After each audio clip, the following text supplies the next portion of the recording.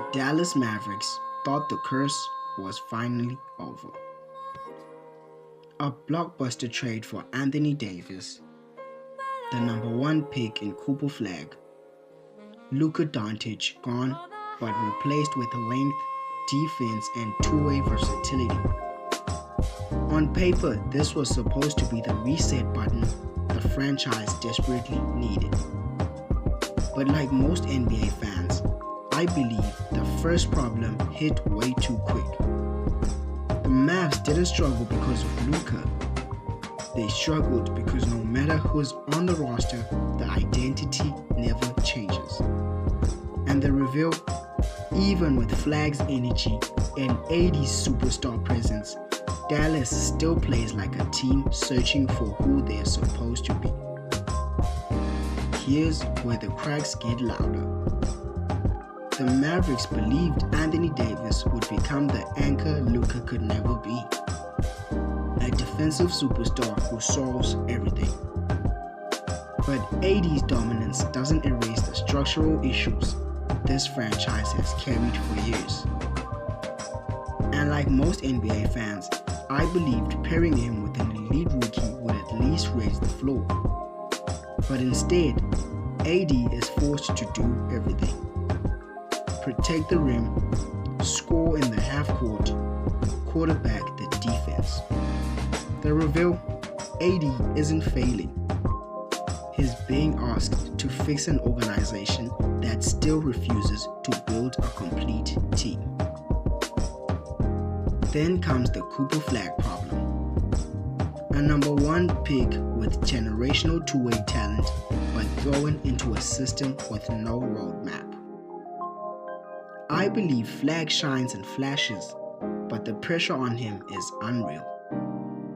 Dallas wants him to close games, guard the best players, space the floor, and clean up every mistake around him. Rookie or not, he's carrying responsibilities of a seasoned all-star. And the reveal? Flagg didn't walk into a development plan. He walked into a desperation disguised as potential. And this is where Dallas fans start praying for a miracle. The idea that Kyrie Irving's eventual return from a full season Achilles tear will magically fix everything.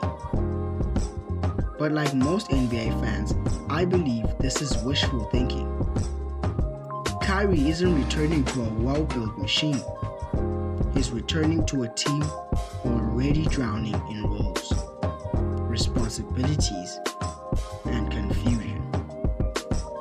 And by the end of this paragraph, the reveal becomes painful. Kyrie's presence won't save the Mavs. It will simply delay the realization that this roster isn't designed to win right now, with or without him. You'd think a top rookie, a top big, and a returning Hall of Fame talent would end a curse. But Dallas' curse was never about the names. It's about the franchise habits of throwing stars into chaotic systems and expecting instant chemistry. AD is frustrated. Flagg is overwhelmed. Kyrie is recovering from an injury that historically ends careers.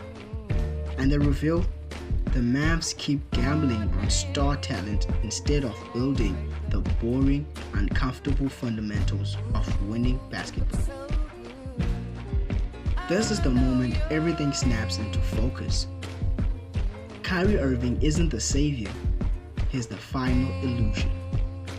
The Mavericks are losing not because Kyrie is out, but because the franchise keeps acting like a single superstar return will erase years of identity, leadership, and roster building mistakes. The curse isn't supernatural, it's organizational denial. And Kyrie's comeback won't rewrite that.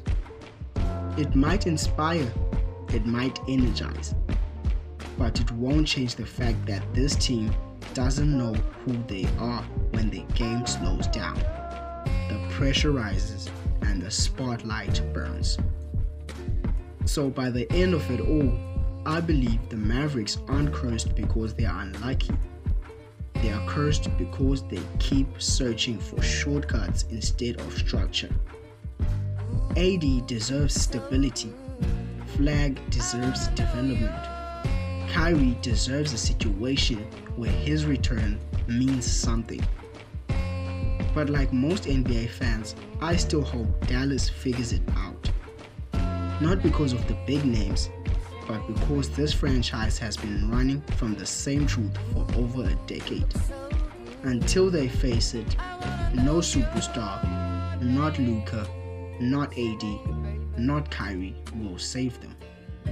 So I'd like to thank each and everyone for tuning in to the Hoop Nostalgia. Leave a comment, like, or subscribe if you enjoyed the video. And even if you didn't, man, thank you for tuning in anyway.